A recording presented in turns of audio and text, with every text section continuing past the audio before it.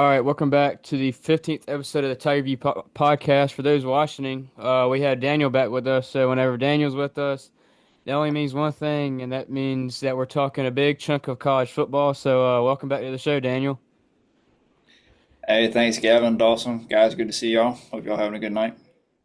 Yeah, man, of course. About to get into it. So kind of just going into our schedule for tonight, we're going to talk on real quick some Clemson baseball transfer news, and then some Clemson football recruiting news, and then the big chunk of the episode that I'm ready for is the College Football 26 talk. So we're gonna go and break down a bunch of stuff that we've gotten so far out of EA, and then we're kind of gonna end it with a little bit of college football coaching stuff. So yeah, that's pretty much it. So going right into it. So first with Clemson baseball.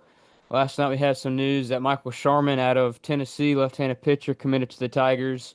He posted a 3.18 ERA with a 3-1 record over 17 appearances, and he had three starts as well. He had a good chunk of innings, pitching 22 and two-thirds innings and striking out 25 batters. So, Dawson, real quick, what's your thoughts with this pickup of Michael Sharman? Yeah, I like it. Just the other day, Erik Bakich said that he wanted guys with stuff, and that they were still looking for pitchers. And here you go, you got one now. This is a guy a couple of years into his college career who's got experience and has kind of proven himself level by level. And I don't know if really if we've been keeping track of it. But over these last few years with Erik Bakich, if you look at the transfers that he takes, typically the ones that work out the most are the guys that are a little bit older, the guys that really aren't experiments or underclassmen. And Michael Sharman is far from an underclassman. This guy's got a couple of years under his belt. I talked to him the other night. He detailed about, it didn't take long for Clemson to reach out to him after he jumped in the portal. It was only 45 minutes. He got his first email and then talked to Erik Bakich that same night, and then had his visit. One thing that he did bring up to me, which I thought was interesting, was his desire to be a starter. Um, when he was at Tennessee this past year, he did go, he could show you he could go 4, 5, possibly 6 innings every now and then, but I think that's going to bring a lot of depth to the rotation if you have a guy like Michael Sharman who is able to come in during the fall and prove to you that he can fill out that maybe that Sunday spot right now while we're waiting on Dane Moeller. Maybe that's the answer is maybe get a veteran guy back there to hold down the Sunday spot and if need be get pushed to the bullpen to be one of our better options there if he develops. Yeah, I really like this pickup coming from Tennessee. Like I said, and being a left-handed pitcher, you got to think it kind of replaces the departure of Ethan Darden. So, like you were saying, possibly being a Sunday guy or just somebody in the weekend rotation or even out of the pen, we've seen with his time at Tennessee that he can be flexible either way. So, I really do like this pickup. And yeah, Daniel, do you have any thoughts on Michael Sharman? Yeah, I think anytime you get a lefty out of the portal, and especially out of one of a school like Tennessee, I think it's going to be a good pickup. Um, Vitello has a very good track record with pitchers. You've seen the season that Liam Doyle just had, and their pitching staff is usually one of the best in the country. And anytime they leave and go somewhere else, they're usually, I would think they're pretty effective. So I like to pick up from Bakich. It's a lefty. I'm not sure the velo or anything like that, but anytime you get a lefty out of the portal, it's a good pickup. Yeah, no doubt. Like Dawson was saying, he did get a chance to talk with Michael Sharman not too long after he committed. So for those who want to go read that article, they can read it on TigerViewMediaCU.com. But yeah, that's about it with Michael Sharman. Anything else you want to add, Dawson? Yeah, I do want to throw probably one or two more things back in there is Okay. of course a part of the article which seems like a lot of people read, but the biggest thing that I took away from this was that this is truly a fresh start for him. He doesn't know anybody on the current roster. He played with Ryan Weidman whenever at JUCO together a couple of years ago, which I don't know if that had anything to do with them reaching out to him. Um, Surely it can't hurt. You know, maybe Michael was able to convince Ryan to stay home from the draft. Maybe to stay in school. But also another thing that he dictated was his best pitch is his changeup. And that tells me a couple of things about him. Is that tells me that his fastball has to be pretty good as a left-hander for your best pitch to then be in turn a changeup. And that tells me that he's got good break on it because, a changeup, a lot of people who don't really know a lot about baseball just think of the changeup as a slower pitch than your fastball. That's not true at all. Changeups dive. They are very distinctly different. A lot of them, the best pitchers can mix in that changeup with any of their off-speed balls, and it's going to be hard to tell coming out of the hand, especially with a curveball, which, or I guess for a left-hander, when you're throwing a curveball as a left-hander, traditionally this is what you're going to see as the batter. That is where you're going to see it. Now, changeups, the best guys can mix it in between, as a fastball, you're going to see this. Here's where the curveball is normally at. A lot of times, good pitchers, and I anticipate Michael Sharman is going to be no different. They can kind of get in that between area to where, as a hitter, it takes that extra fraction of a second to identify what's coming. And if you've got good break on that changeup, um, that can be your strikeout pitch. That really can be. And that's something a couple of guys on Clemson this year were kind of missing. Like Talon Bell, you knew he had great stuff, but it felt like he was missing a out pitch. And if Michael Sharman can bring this changeup to Clemson, and if it's as good as we anticipate it to be, maybe he can work with some of those younger pitchers on the staff to help develop them a out pitch. So that's just one thing that I wanted to touch on him, and also say that they're not done in the portal. Probably probably some news coming about movements in the portal. I'm sure some people have probably picked up on it, but I'm saying they're definitely not done with what they're doing over there. All right, sounds good. Well, we'll see with some more news coming out of Clemson baseball. Make sure you stay up with us this week as we'll have it out whenever we hear the first thing on it. But moving over to football now, we got Keshawn Stancil. He committed us the other day, defensive lineman. So, Dawson, you want to talk on him too? Yeah, really good off or really good defensive lineman. Sorry. It was a pretty heated battle. I wrote about NC State being one of the other top suitors, but honestly, you had teams like Penn State, Miami, Georgia, I believe, got an official visit. But really, the main reason I hit on NC State was because I believe they were the last team to get an official visit out of him. And with that being an in-state team for him, I knew that Dave Doran was probably going to put a lot of pressure on him. But honestly, when you've got a guy like Nick Eason and you've got such a pedigree like Clemson does at the defensive lineman spot, it feels like the best always find their way to Clemson if you're from North or South Carolina. And that's no shot at the Gamecocks, but I mean, that's just, keeping record, especially if you're a guy from North Carolina. But I always thought was funny about his recruitment was the weekend that he visited Clemson, and it was not during the regular OV weekend that everyone goes to. It was a separate weekend that they made an exception for him, which is, it doesn't happen often. So that tells me that you really want to put a priority on that guy, and I think that told him that as well. That, hey, we don't ever do this, but for you, we are going to allow you to come on a different weekend. And then he posted, I'm sure everyone saw on Instagram, he said, could have been in Knoxville today, but nah, Clemson better.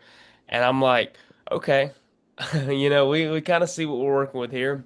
And I'm sure he probably ticked off a lot of Tennessee fans and probably didn't make their coaching staff very happy. But hey, it is what it is. And one thing that I did notice that if you watched his live commitment, they talked forever. I mean, like it was like 45 minutes, and I'm in like a restaurant. I'm holding my phone, and I'm trying to listen to it, and I'm like, oh my gosh, dude, let's wrap this up here. Yeah, it went on for a while. Yeah. Yeah, so that makes the 20th commitment to the 2026 class. And just from what I've seen, I don't think we're done yet either. I know we got one coming July 4th, Dawson. Yes. The big domino piece. Bryce Perry Wright commits on the 4th. That is a Friday. It's tough right now. I don't want to put out a projection, and I don't think anyone else has really done that either, other than a couple of crystal balls. But I gotta feel good about that one, to be honest. I really do. I think Clemson's his most visited team.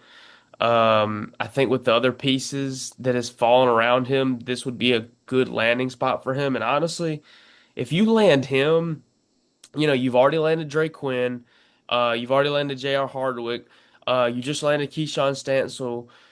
You're fine at probably the defensive line, to be honest. It feels a little shallow, but you're not in panic mode like a lot of people were a couple of months ago. Especially, I mean, Bryce Perry, right, a 5 star. Um, yeah, I mean, so far things have kind of played out like Clemson probably expected them to. And we'll probably know middle of this week, kind of the decision made by Bryce Perry, and then we will officially know on Friday. Yeah, so all eyes are on July 4th for Bryce Perry, right? Like you were saying, we got Keshawn Stancil, so just great job, Nick Eason, and then also Chris Rumph for those ends that we've been getting. But Daniel, I kind of want to hear your thoughts with the Keyshawn Stancil, maybe a little thought on Bryce Perry Wright as well. Yeah, I was scrolling through Twitter and I seen a lot of North Carolina State fans on the day of his commitment feeling very, very confident and that he was going to be at NC State a part of the Wolfpack team and he chose Clemson and I seen a lot of Clemson fans go back and forth with NC State guys on Twitter talking about Stancil's committed, but I think when you have the proven history of what Clemson's got, because you got Wilkins, you had Wilkins, you had XT, you now have Peter Woods, you have TJ Parker, and you can see the productiveness that these guys make. It makes Clemson be a very, very attractive option if you're a defensive lineman or a defensive end. I think it's a good pickup. Um, I think if I had to make a prediction for Bryce Perry, right, I would say Clemson's probably in a really good spot. Um, I'm not gonna say who I think he's gonna go to, but I think Clemson's in a good spot for him. Daniel, if I could butt in, what do you think about Squill? I'm gonna totally butcher his first name, but Squill Patterson from Indian Land now committing to South Carolina, and at one time was thought to be a Clemson target if he would have stuck it out in that 2027 class. I like it. Um, he's a 6 foot 170 hometown kid. Um, had over 1,200 all-purpose yards in his junior year. Um, lightning quick. Played a little bit of DB. I think South Carolina is going to have a. I think if he sticks with it and through the program, I think he'll have a very good South Carolina career. I'm very excited for that one. Yeah, like we were talking on the last time you were on, Daniel, we were talking about how Shane Beamer does really good job with those in-state guys, and that's another proof to that with him committing to y'all as well. I think I read something the other day. It's like 56% of the 26 class is all in-state commits. There you go. Now, another thing I do want to point back on Keyshawn Sant. So I was kind of seeing it floating around on Twitter, but Dawson, did you have a chance to look at his huddle film? That like first play on his huddle film, man, he was like already in the backfield having a guy on the ground. I don't know if you had a chance to watch that any. I did not though. I haven't honestly. I've kept up with him a little bit. And followed him a little bit on Instagram and on Twitter. But other than that, I really don't know a ton about the guy. I know he goes to Clayton. He's pretty quick. He's actually he's a little I, how do I put this? I think unless their intentions are for him to be maybe an outside guy, he's probably gonna have to gain some weight. I mean, he comes in at like 260, maybe 265, I believe, 6'3". So unless their intentions are to kind of move him to the outside, which I could totally see happening, I'm not here to doubt that. I would probably like to see him bulk up a little bit. Yeah, we'll see. You know how those defensive line coaches they like to kind of switch things around between in and tackle. So yeah, we will see there with that. But now moving along, kind of our main event of the show is talking a little bit of EA Sports College Football 26.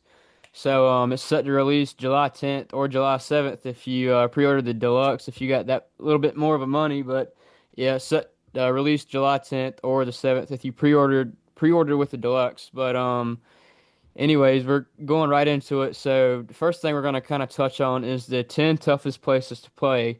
So I'll read out the list real quick, and then I guess we'll get each of our thoughts with it. So 1, LSU, 2, Penn State, 3 Ohio State, 4 Georgia, 5 Alabama, 6 Clemson, 7 Florida, 8 Oklahoma, 9 Oregon, and 10 Michigan. And then I did some more research for you, Daniel, and South Carolina falls at number 16. So, yeah, just anywhere you guys want to attack it, we'll get right into it.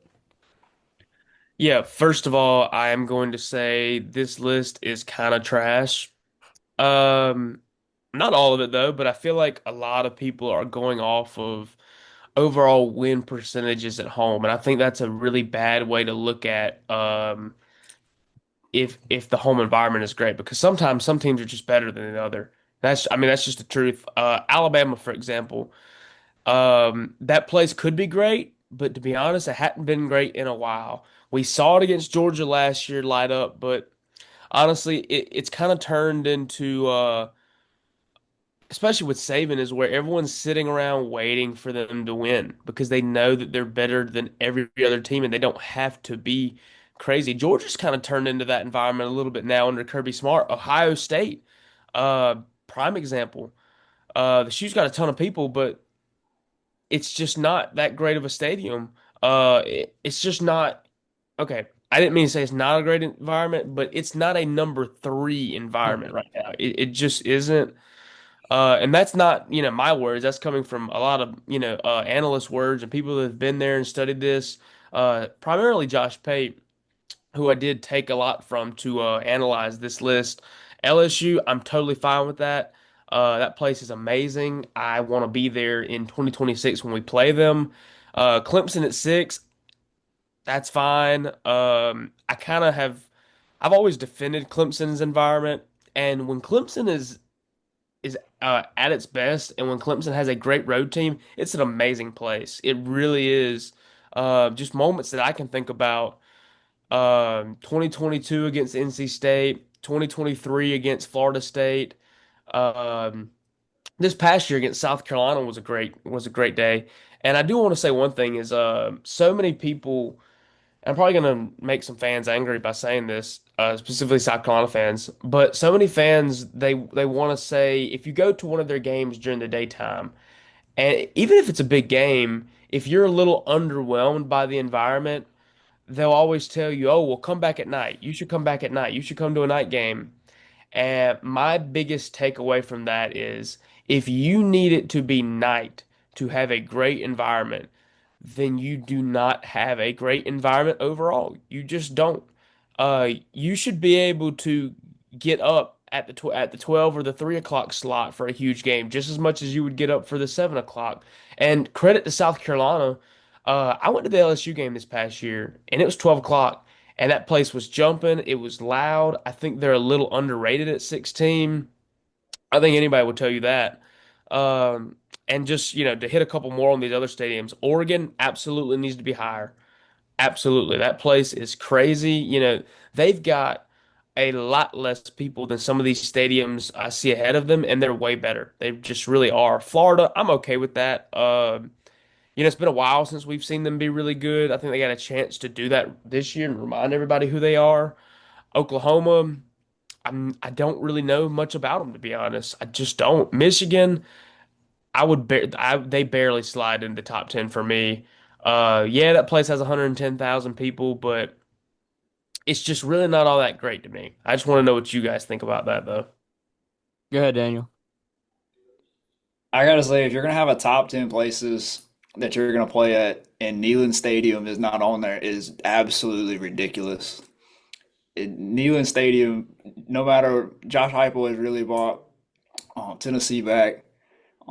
Everybody remembers when they beat Bama with Hendon Hooker, and they took the goalpost and they went all down Broadway or all down Main Street and put them in the river and all that kind of stuff. That's the kind of stuff that that's a hectic environment. Whenever they play Georgia, it's a hectic environment. I feel like I don't know how many seats that the stadium holds, but Tennessee games, whether it's 12 o'clock, 3:30, 7 o'clock, the stadium is almost always oranged out. They're ready to roll, and they're going to make your life miserable if you're on the other team. I think that I think LSU is very clear cut to be number one. I think Penn State should be two. The whiteout game is always legendary. Yes. Yeah. I think we can all agree with that. The whiteout game is without a doubt one of the best environments in college football.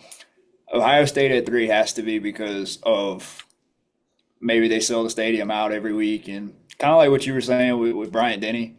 Um, you've seen it light up with Georgia, but usually it can get loud for the LSU games. It gets loud for Auburn games, but overall throughout the season, it's not always a consistent thing.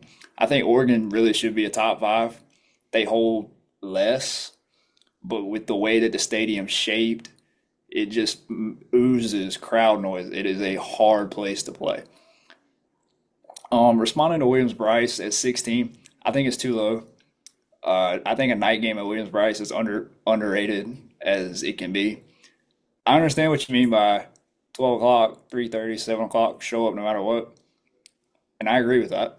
And I think that they show up most of the way, but to really get the full experience of Williams Bryce, it needs to be a night game because you get the lights, you get the fireworks, you get all that stuff. You don't necessarily get the same thing during a day game or a 3:30 game. I do think it's one of the top 12 places to play though, not 16.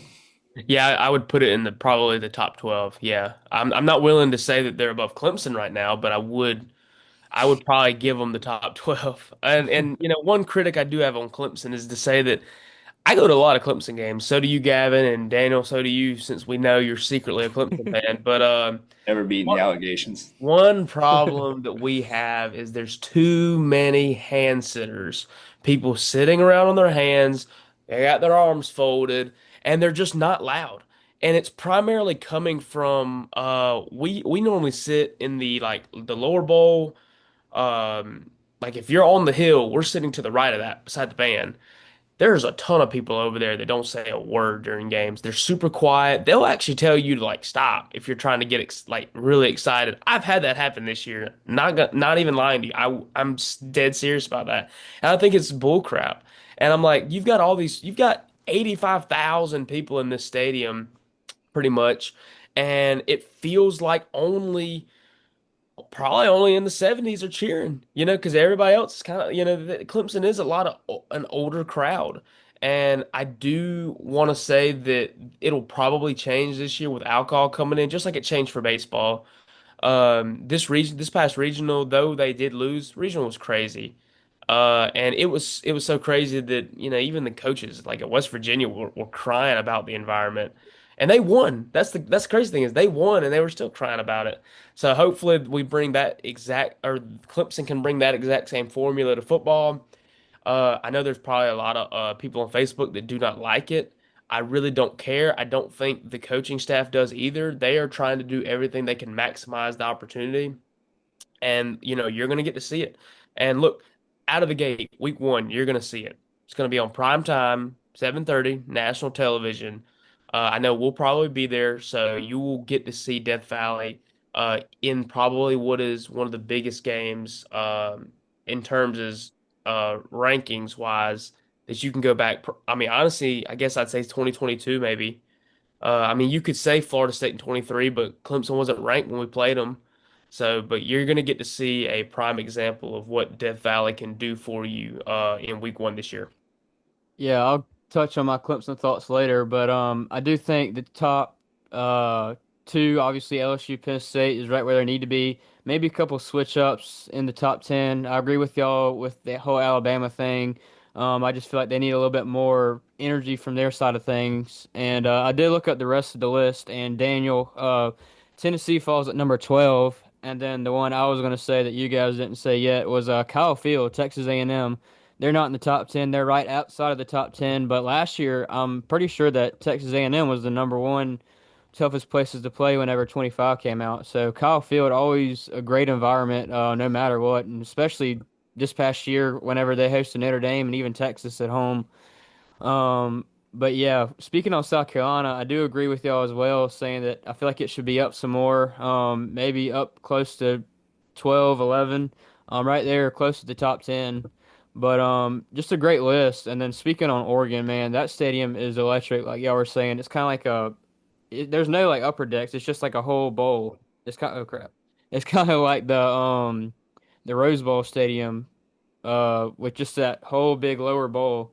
And then Oklahoma, I feel like it could get kicked out of the top 10, really. I mean, like Dawson was saying, I really don't know too much about Oklahoma's environment.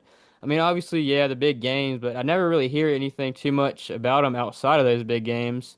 And then Michigan, I mean, it's all right there at 10. We all know the big house, but yeah, I mean, not a bad list. There could be some changes, like I was saying, but speaking on Clemson, another thing I do want to point out with Clemson home games, especially coming from a Clemson student, I feel like they could pack out the hill a little bit more, and they used to always pack out the hill like to the brim, and now, with the whole fire hazard thing and this and that, they kind of got to follow some rules, which I think you can kind of bend the rules a little bit. But I know for the Savannah Bananas game, man, that hill was packed out more than a football game, and I know people had some stuff to say about that.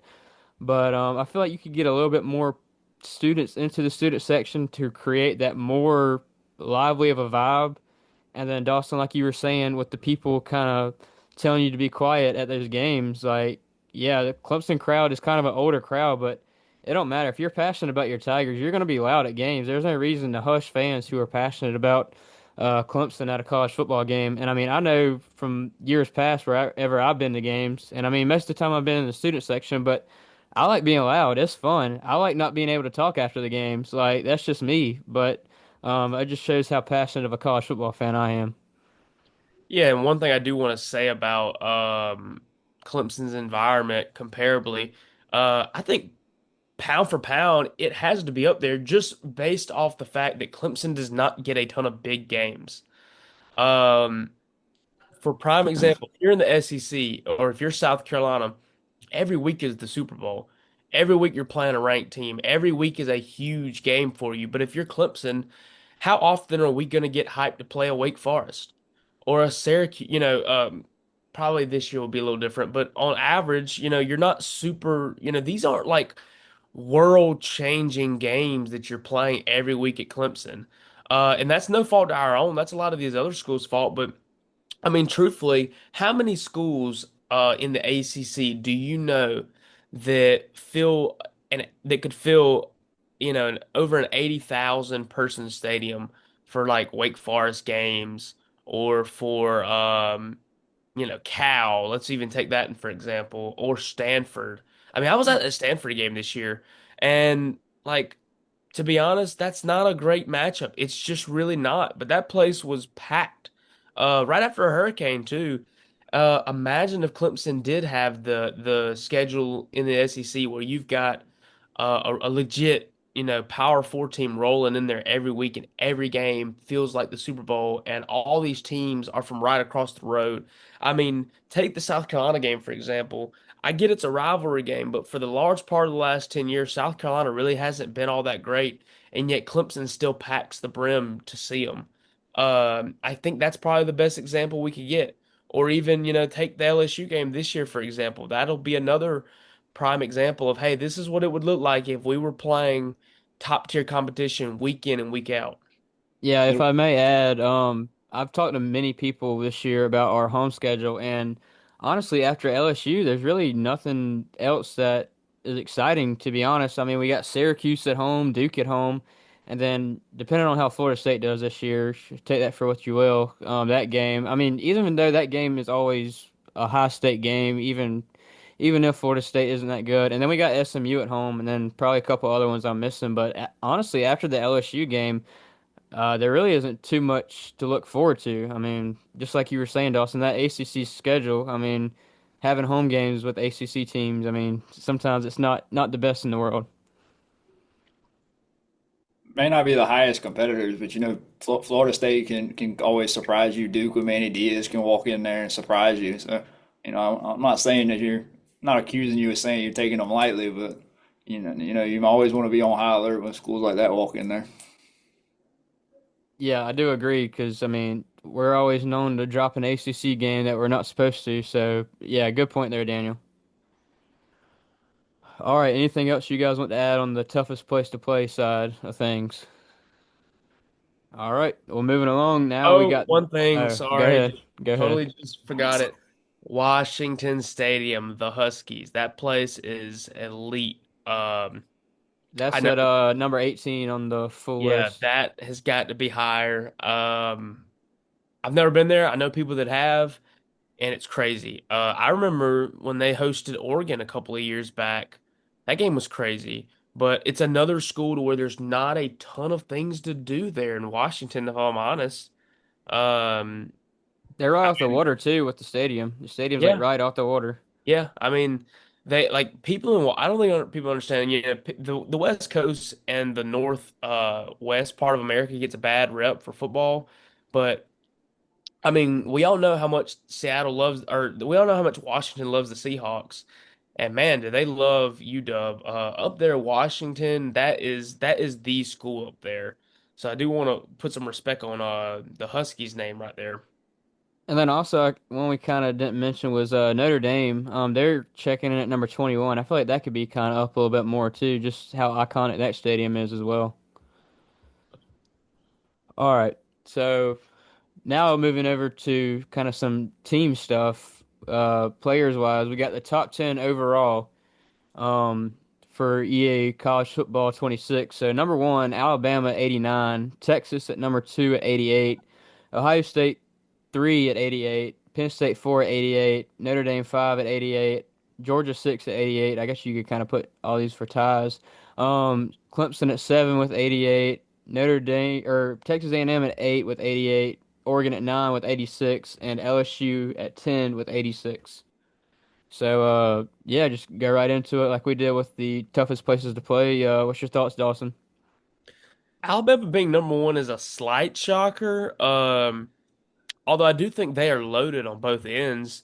It just feels like for me, it would have been hard to put them below like a Texas or an Ohio State right now. It really just does. One thing I do like about these rankings is nobody is like super highly ranked. Inflation ranking, I was so tired of it. I hated it. I miss when the days when being a 90 overall felt like you were a 90 overall and not just another team. And you're seeing it here. I'm really not that upset at this list right now. Obviously, defensive and offensive rankings are different. And I saw someone point out that they said Clemson did take a hit. They went from 90 overall in 25 to 88 overall in 26. And my answer to that would be looks like everybody did. The ratings are just a tad bit lower this year, which is I'm totally fine with. Um, one thing to me is I might would slide. That's tough. I hate to say it, but I think we're a lot closer to Georgia than people think they are. And I think EA reflects it here. We're right on their coattails. But other than that, I'm pretty sad. As long as Clemson falls in the top 10 on both rankings, I'm good with it. I can play with them and not have to strain myself. One thing I really hope they do this year better is, I mean, like in 2025, you could play at the last week of the season, and I understand, like in Madden, they would update rankings like weekly based off player performance. Can we get Bryant Wesco higher than like a 72? I mean, come on. They had him really underrated in 25. I'm just hoping they give them fair rankings. I'm sure they will. But what are your thoughts on it, Daniel?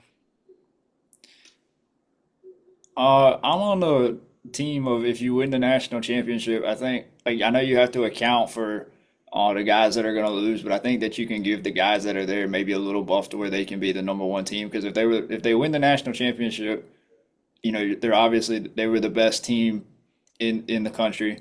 Like I think Ohio State should probably be number one, but other than that, I don't really have any complaints on the list. I know South Carolina's an 82, which is understandable. They did lose a lot on both on the defensive side of the ball, especially. So you kind of have to take into account, who all they lost and the guys that are going to step up. Have they proven contributors? Have they done this? Have they done that? And I think that's why South Carolina's an 82. Um, as far as the meter between Georgia and Clemson, I do think Georgia is still just a little bit better than Clemson, and that's why they're the same overall. But I think if they do it, I think they probably base it off of if they played 10 times at a neutral site. Georgia would probably win 6 out of the 10, and Clemson would win 4 out of the 10. It would be my guess of it. But I think it's a good list for the overall teams. Alabama's a shock at one for me. Yeah, I agree with y'all about Alabama being number one. I mean, they will have a great team this year, but I don't think it's number one worthy, so to speak. Maybe top five, but I'm with you, Daniel, as well. I think Ohio State should be number one, and maybe even Texas kind of fighting for that number one spot. But overall, I'm fine with the list. Clemson at 88, I mean, that's fine with me. Like you were saying, Dawson, they were a 90 overall last year, so kind of taking uh, two overall back on that, but I think that goes into showing how much more into detail they are going to be with this game this year. Kind of having, I guess you could say, a more of a real feel to it.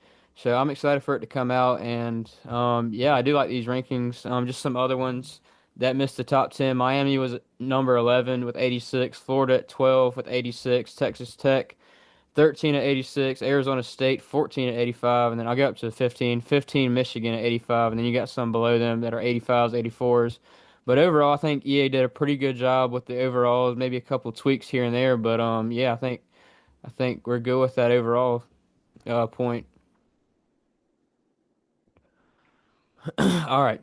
Now we're going over to the offenses. So top 10 offenses, Texas number one at 91 overall, Penn State two at 91, Ohio State three at 91, Arizona State at four at 91, Clemson at five at 89, LSU six 89, Alabama at seven 89, no, Notre Dame eight at 89, Florida at nine at 89, and then Miami at 10 at 89. So yeah, Dawson, what you thinking? Um, I understand Texas and Penn State up there, but man, do I find it really hard not to make a case for Ohio State when you've got the best player in college football playing offense for you. I mean, we don't even have to say his name for everybody to know who we're talking about right here. And we're talking about Jeremiah Smith for those that might not know, but he's the best wide receiver in the country. He's the best player in the country. Uh, I'm fully bought in on that hype train. But let me get past that. Arizona State, I understand why they're there. Yes, they did lose Cam Scatterboot, but they're also bringing back the number one returning production in America with a great quarterback, with a great coach. Uh, so I do think they'll still be in the mix. Do I think it might be a little high? Yeah, just because Cam was their number one option on offense, and he's not there anymore. So obviously that's going to take a little bit of a hit. I think Clemson probably should be over him, though, over them. If I'm honest, I mean you've got a potential Heisman candidate at quarterback. You've got what looks like three NFL wide receivers. You know, Antonio Williams, Bryant Wesco, TJ Moore, and not to mention behind that, you've got Tyler Brown and Tristan Smith. And I mean, your offensive line looks to be really good this year. There's really not a lot of holes on that offense that I'm going to see this year. You know, if there are any issues, it's certainly not a talent issue. So I would have been, I'm hard pressed to believe they didn't give us at least a 90 there. But again, they're kind of keeping it consistent with the low rankings. Nobody's higher than a 91 right now. And one thing that kind of sticks out to me is there's Miami at the bottom of the screen. They've lost a lot. You know, they've had to replace a lot, and they've brought in Carson Beck, and obviously the developers at EA believe Carson Beck can be uh, at least a representation of what they had last year. I don't really believe so, but maybe EA knows something that I don't. All right, Daniel, what you think? Man, I find it hard. I kind of agree with what Dawson said with Ohio State not being one, and I think if you do have them at anywhere below one, I think they should be two. I think if you're gonna have Texas and Ohio State, kind of like what you were saying with the overall, I kind of feel that way on the offensive side of the ball because man, Jeremiah Smith is he's unbelievable. I think we can all agree with that. Probably the best player, best receiver in the country. I find it very hard to rank Arizona State above a 90. Like I know they return everybody. I know I'm blanking on his name. Is it Dillingham? That's the coach at Arizona State. Um, Mhm. I know he's a great coach, but when you lose that type of production and that type of run game, I feel like that takes a little bit of a hit. I'm very surprised they're above a 90. I'm surprised Miami's in the top 10 with Carson Beck and losing Cam Ward and the receiver that they had last year. I think his name was Restrepo. Uh, big target, then the rankings are going to be what they're going to be. But there's a lot there that I can see, but some of it doesn't make a lot of sense to me. Yeah, I know the game isn't released yet, but I'm hoping throughout the season, like Dawson was saying, they'll kind of do a better job of kind of adjusting those from week to week. So those are probably bound to change. But yeah, there's no reason, in my opinion, Ohio State shouldn't be number one. I mean, Jeremiah Smith, I don't think the player ratings have came out yet, but I wouldn't be surprised if he's pushing to a 99 overall. I mean, that's just how good the guy is. And I mean, Texas, Penn State, you can kind of put them up there where they are, but Arizona State is the one that sticks out. Yeah, they do have an electric offense, but like y'all were saying, Cam Scatterbo is no longer in the mix, so maybe you can drop them down a little bit lower, probably maybe either in front or behind Notre Dame. And then Miami, I think the only reason they're getting that top 10 nod is really mostly to do with Carson Beck. I'm really not too sure what else they have. I haven't got too in depth with them yet, but yeah, and then South Carolina, they're at 85, Daniel, and then. Kind of just going to 15. Indiana's at 11 with 89. Texas A&M 12, 89.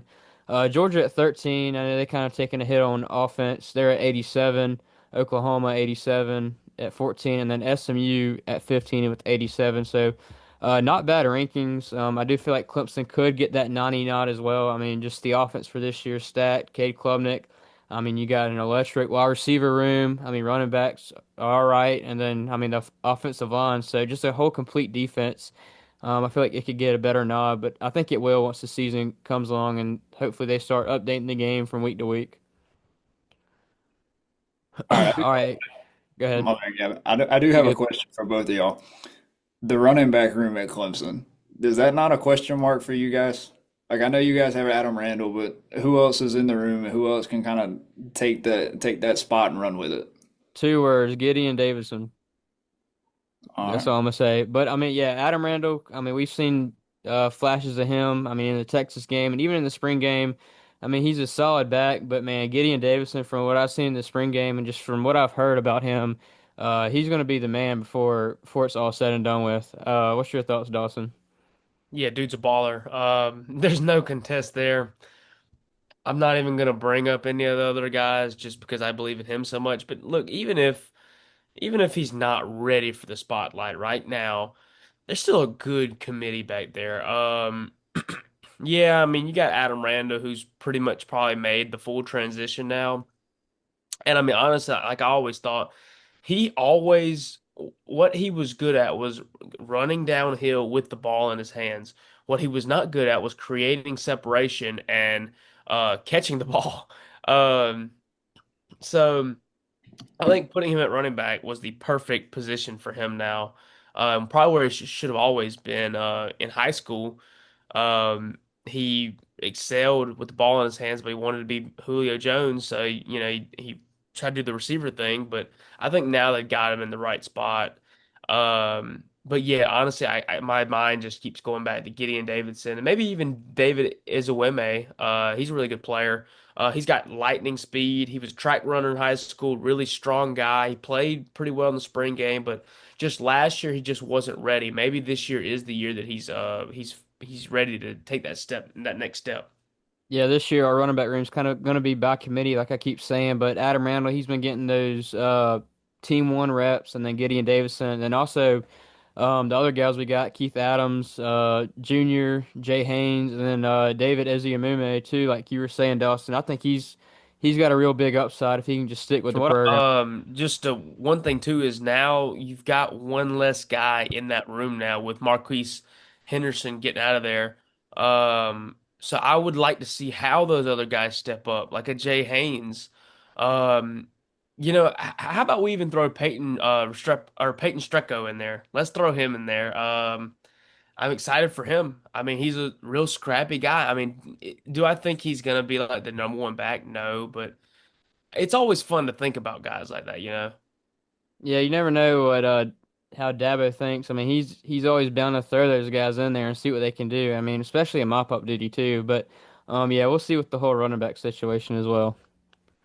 And All Daniel, right, you go asked ahead. real quick, sorry, but you asked us about running back. What is South Carolina going to do right now if Rasul isn't cleared?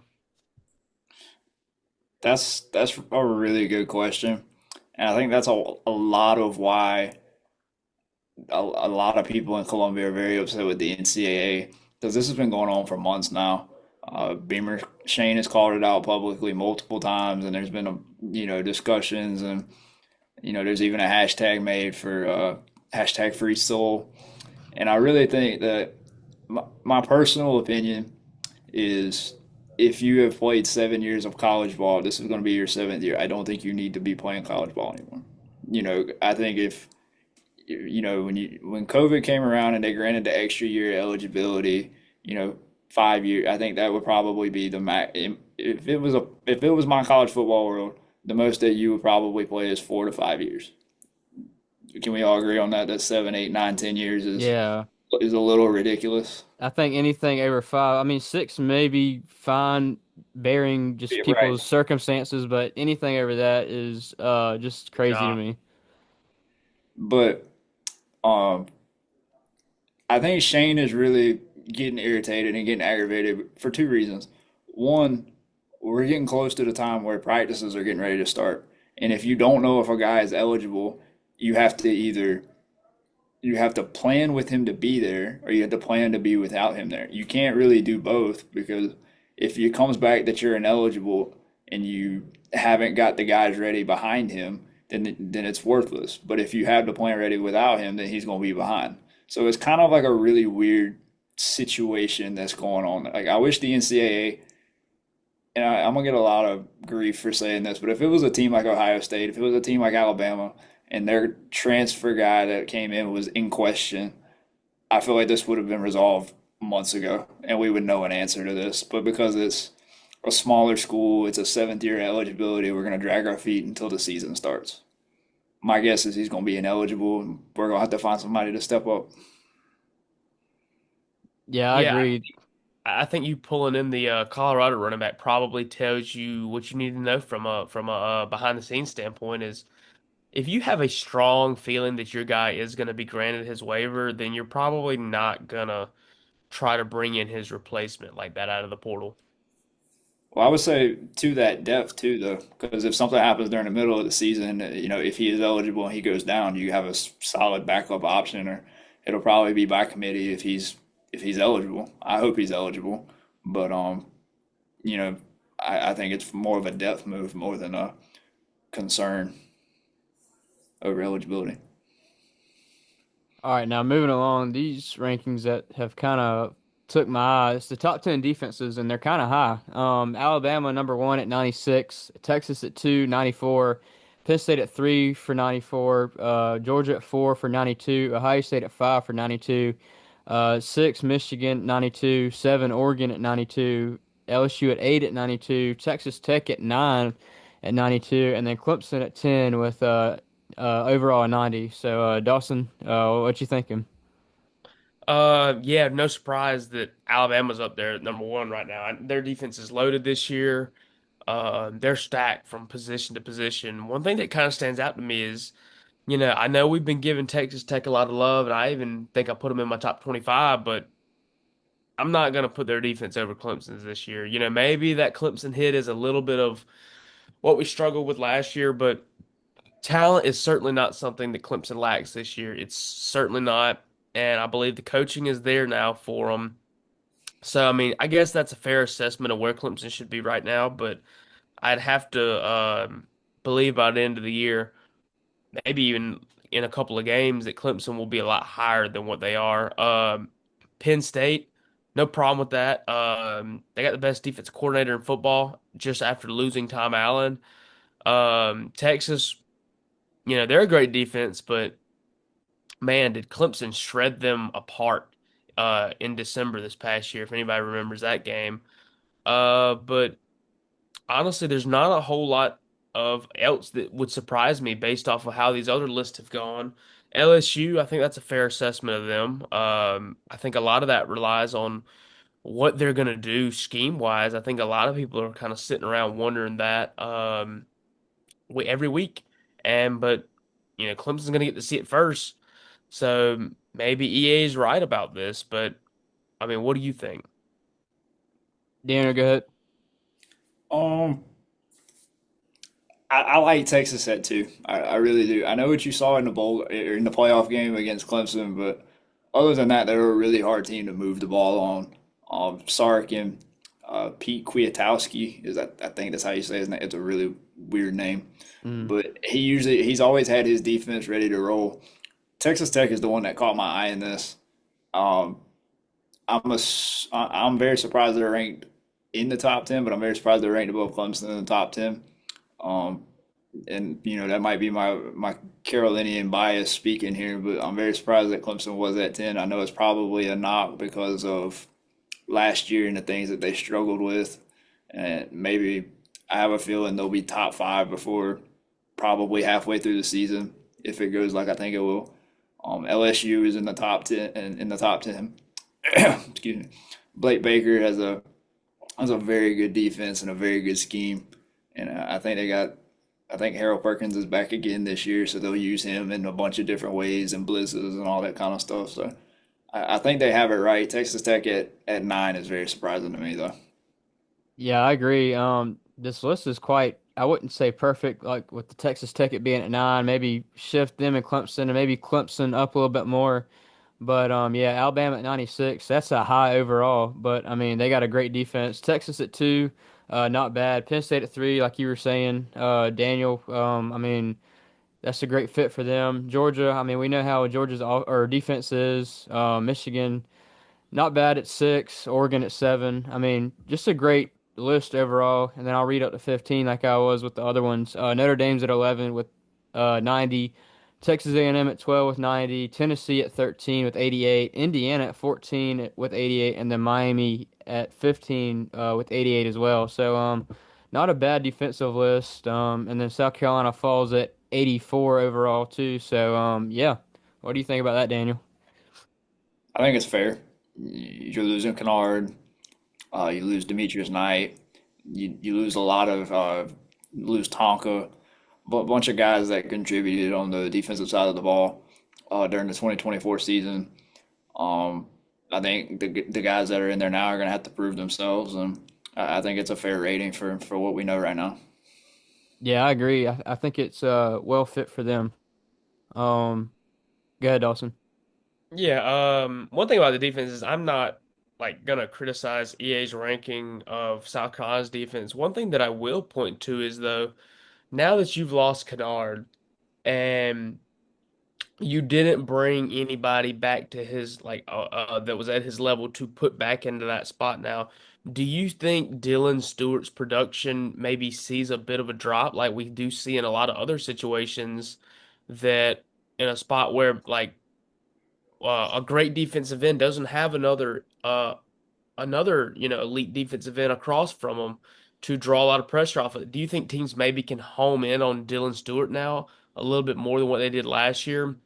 Very similarly to what it felt like TJ Parker was going through a lot last year.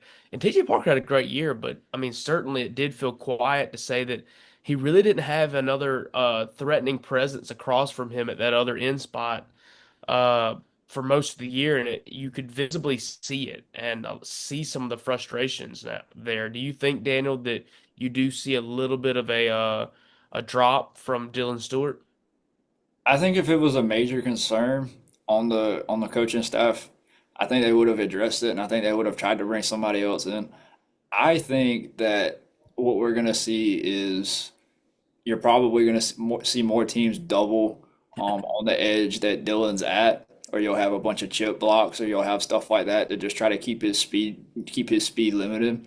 But I think it also gives, if you're going to do that, that leaves a bunch of these other guys in one-on-one matchups. And seeing that they didn't bring anybody else in, really, I think that means that they have a ton of confidence and a ton of faith in this group that they're going to be able to attack and get after that quarterback. So I think that you might see a slight production, but I think the guys that are along the line are going to have good seasons because I don't think that uh, if it was a concern, you wouldn't try to address it.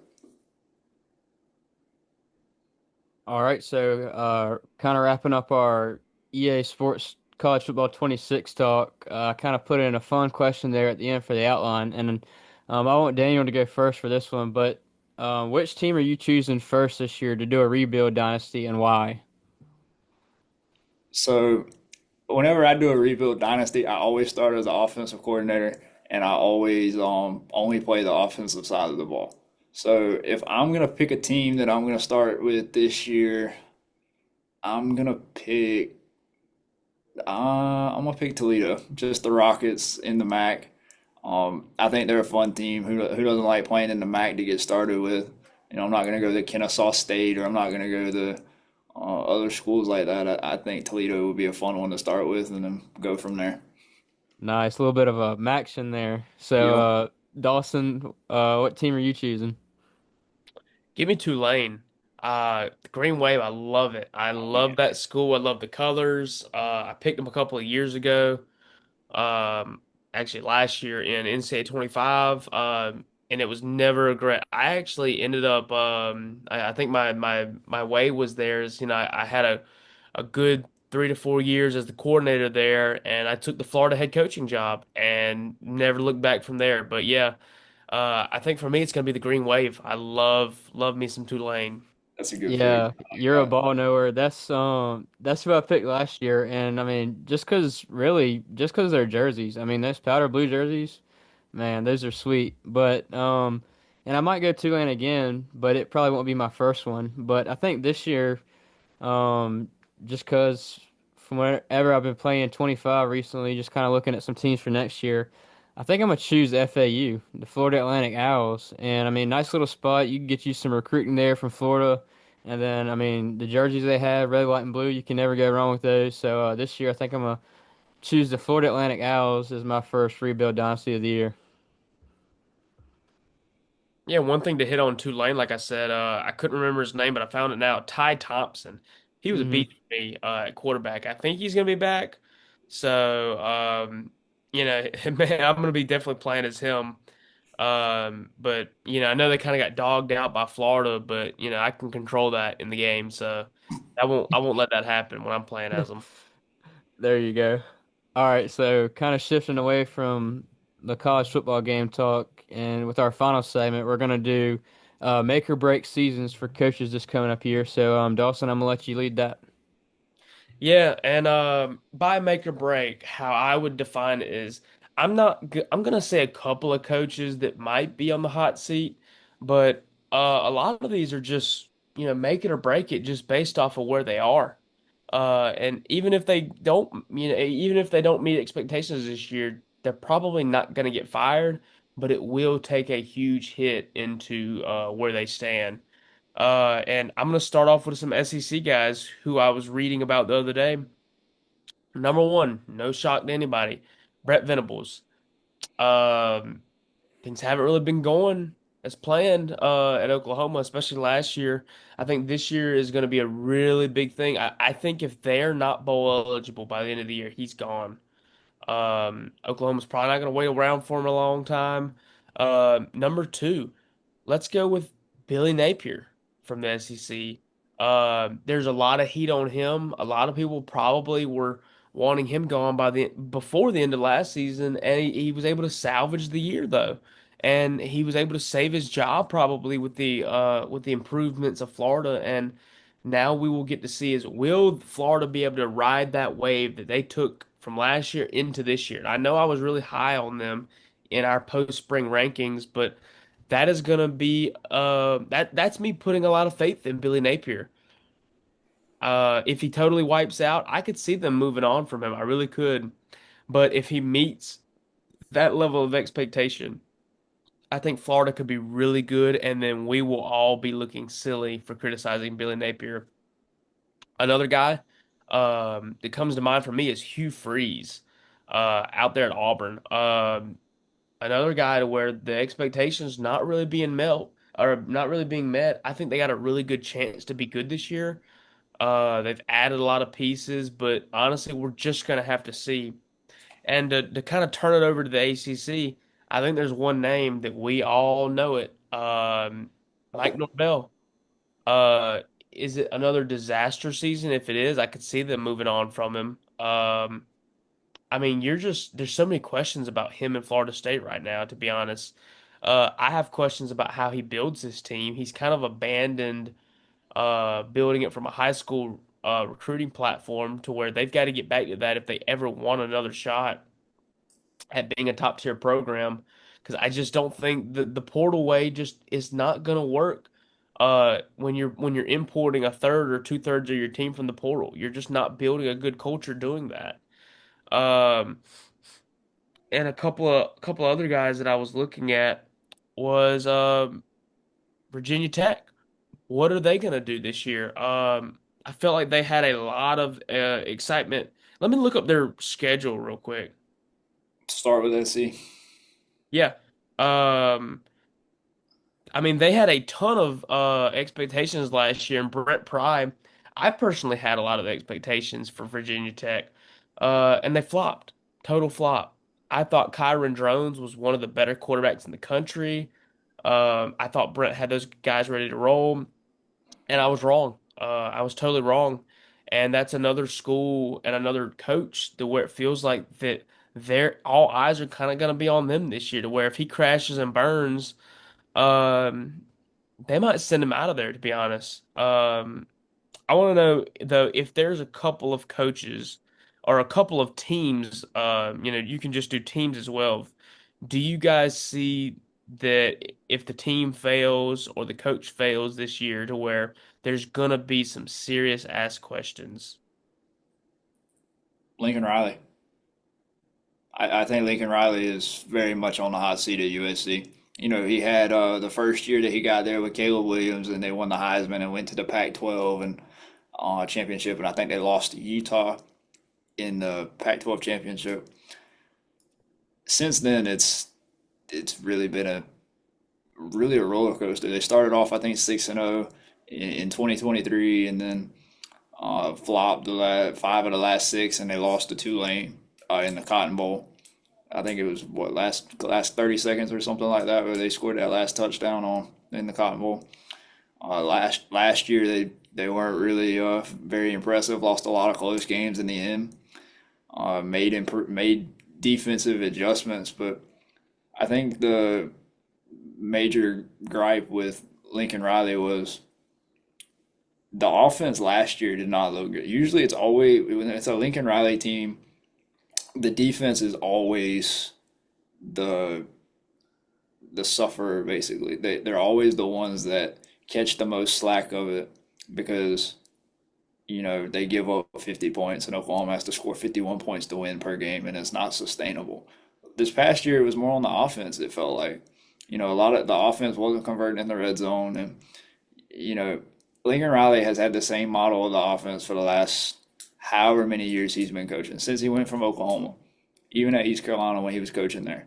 I think Lincoln Riley has to have a good year at Southern Cal because Southern Cal has been the home of guys like Pete Carroll, Reggie Bush. They have rich traditional history in college football, and I don't know how much longer they're going to let I'm not going to say they're mediocrity, but let 500 records or barely above 500 records slide. Yeah, I agree with you on that one. But another one I kind of do want to say, and I wouldn't say necessarily a hot seat or maybe even a make or break season, but Kirk Cignetti at Indiana. I mean, they come this year, make the college football playoff after an unexpected season. Nobody expected Indiana to really make the playoff, and they come and make the playoff. And I mean, they ultimately lost to Notre Dame in the first round. But just coming off of that playoff appearance, Indiana fans want that again, and they're going to want more of that. And just to see what Kurt Cignetti could do at Indiana. That'll be good to see if he can make him or get him back to the playoff. And then also our guy from Syracuse, Fran Brown. Syracuse had, I mean, a pretty good season for them. I mean, like we've seen them knocking off who they knock off to make us go to the ACC Miami. championship. Yeah, Miami. Miami. Yeah, Miami. And I mean, just seeing what he's built there at Syracuse, and we know how Syracuse football's history is. I think they're going to want more out of him as well. So that's two coaches for me. I wouldn't say on the hot seat, but just kind of their fans probably wanting a little bit more out of those guys too. I'm gonna keep things local with these next two. And neither of these are probably make or breaks, and definitely not hot seats. But what does Clemson and South Carolina do this year? These are two really big years for both coaches. In which, if you're Clemson, it kind of feels like if not now, when then when, you know? You've put together this team. It feels like the stars have aligned for you. You've kind of weathered the storm of the portal and the chaos, and now everyone's kind of seeing your side of things. And what are you going to do this year? If you come out and you beat LSU and you're 10-1 or 11-1 in the regular season and you make a run in the playoffs, then everything you've done is justified. Then Dabo looks like a genius. And heck, if you win the national championship, Dabo would have some words to say any chance he gets in front of that microphone. But on the other hand, if you go 8-4, 7-5, maybe 9-3, you might could even slip in the playoffs. But if you're no real threat, then where do you stand then? As Clemson, what are you going to do for 2026? What can you build off of then if you kind of have a flop of a year? And to take that to South Carolina is um, every year that Shane has had after a quote unquote what would be a successful season, he's kind of taken a back step. Um, But his first year, successful year, Mayo Bowl. Um, then he went up in 2022, Gator Bowl, lost in the bowl game. The next year, flop in 2023. 1 year after that, improvement in 2024, where they saw success, lost in the bowl game. Now looking to 2025, what will you see out of Shane Beamer, and can he kind of break that spell of, successful season, bad season, successful season, bad season? So that's one thing to me that I am looking at for him is can he kind of put together two back-to-back successful seasons together? Go I ahead, think Daniel. I'm very curious about that as well. I'm actually when you talk about Virginia Tech and they start the season with SC. I think it's Sunday at 3:30. Um, I'm very interested in that game. I feel like it's a trap game because you get to see firsthand what the new defense is going to look like. And Kyron Drones is not the easiest quarterback to contain by any means. He's mobile. He's got an arm. He can throw it. I'm not going to say I'm worried, but I do have my concerns for that first game of the year. But I understand the concerns with the. I don't think it's going to be a letdown year. I think he's going to have a solid year. It might be like an 8-4 type season. I think the max would be 9-3. Floors probably 6-6 to 7-5. Um, I don't. But on the Clemson spectrum of it, I think if you lose 3 games this year, you're gonna have a lot more questions than answers, and especially if they're struggling on the offensive side of the ball, there will be a lot of questions coming to Dabo Sweeney about Garrett Riley. There'll be a lot of questions just in general of what if it's not injury related, what went wrong? Because this feels like the perfect storm if you are a Clemson fan. It feels like everything has finally aligned. You start with LSU. If you win that game, your season is set straightforward. You're going to probably be favored in every game that you play. If you win out and you take care of business, then you're not going to have a problem. But if you struggle along the way with some of these teams, I think you're going to have a lot of questions in the offseason about what went wrong. Yeah, so I want to go on the South Carolina side first. Like you were saying, Daniel, I'll start off with Virginia Tech, and that game's in Atlanta at Mercedes-Benz. So another key factor there. But I do think Carolina does have the pieces to have a good year and back-to-back good years for Shane Beamer. And I mean, like we were saying in our post-spring rankings, there's a ceiling and there's a floor, and the ceiling's really good, but the floor is not that great. So it's kind of just basing off really the Virginia Tech game, you get to see firsthand what the South Carolina team has this year, and I think they do have the pieces to have another good year under Shane Beamer. And then on the Clemson side, it's the thing everybody's talking about, the LSU game. How's Clemson gonna look in the LSU game right out the gate with a tough team? If they can win that game, you're kind of coasting ahead for the rest of the season. And I do feel like Clemson does have some trap games in there. One game I do want to point out is the Louisville game. that game is in Louisville on a Friday night. And for you Clemson fans out there who know what a Friday night game can do, sometimes it's not good. Specifically, whenever we play Syracuse, and I know you remember those games, Dawson, where we play Syracuse on a Friday night, and it just don't feel like the same Clemson team. But if you can take care of business and roll straight through your schedule, um, you'll be good to go. But if you don't, just say you lose three games, then man, I don't know what else to say. I mean, you get all this hype all season, and then to go out and not perform to your best, it would kind of be a letdown. And then I do think you start asking questions about Garrett Riley, just from if the offense is not performing. But we'll see. It can go either one or two ways for both Clemson and South Carolina this season. Agreed. All right. Well, anything else you guys want to add for this episode, Dawson? I don't, accept we are closing in on college football season. Not too long, but first, before college football season hits, we've got ACC kickoff coming up next month. And I know you and me will both be in attendance to that. So, I mean, I feel like that'll be the first feeling to where it's like, okay, we're finally here. It's time for football. Hmm.